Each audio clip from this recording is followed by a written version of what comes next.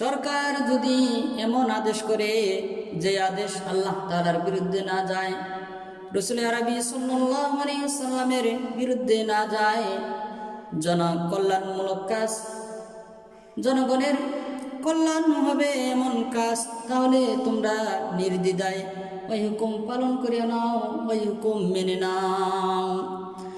আল্লাহ রব্বুল আলামিন কুরআনুল কারীমের ভিতরে বলেন, ইয়া আইয়ুহাল্লাযীনা আমানু আতিউল্লাহা ওয়া আতিউর রাসূল ওয়া আতিউর রাসূল ওয়া উলিল আমরি মিনকুম ফাইন তানাযাতুম ফি শাইইন ফারুদ্দুহু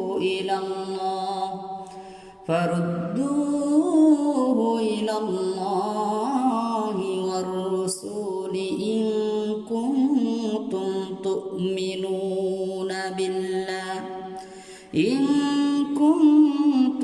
তু'মিনুনা বিল্লাহি ওয়াল ইয়াউমিল আখির, যালিকা খায়রু ওয়া আহসানু তা'ওয়িলা।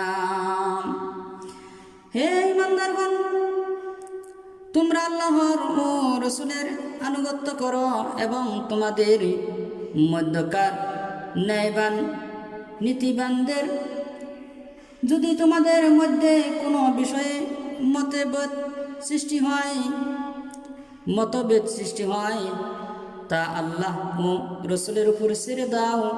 যদি তোমরা বিশ্বাস রাখো আল্লাহ ও কিয়ামতের দিবসের উপর,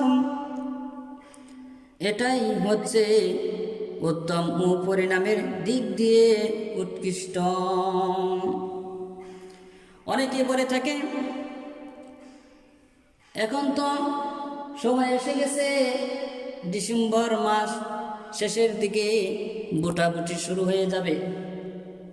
অনেকে বলে যে আমার ভোট আমি দিব, যাকে ইচ্ছা তাকে দিব। এই কথাটার মধ্যে গুমরাহি, গলত। ঠিক আছে, আমার ভোট আমি দেব, যাকে ইচ্ছা তাকে দিতে পারবো না। কোনো অযোগ্য ব্যক্তিকে ভোট দিয়ে তোলা যাবে না। আমার ভোট আমি দেব, যাকে ইচ্ছা তাকে দেওয়া যাবে না। আমার ভোট আমার কাছে আমানত, আপনার ভোট আপনার কাছে আমানত। যোগ্য বুঝে ভোট দিতে হবে। কাল কিয়ামতের কঠিন ময়দানে আপনি দেখবেন মার্ডার কেসের আসামি হয়ে বসে আছেন, রক্তপাত করেছেন। জীবনে কোনোদিন আপনি দুনিয়ার জমিনে খুন খারাপি করেন নাই, তাহলে ওখানে কেমন করে আপনি মার্ডার কেসের আসামি হবেন? আপনি যাকে ভোট দিয়ে তুলেছেন অযোগ্য ব্যক্তি, তিনি তো খুন খারাপি করেছেন, মার্ডার করেছেন। কাল কিয়ামতের কঠিন ময়দানে আপনিও দেখতে পারবেন মার্ডার কেসের আসামি।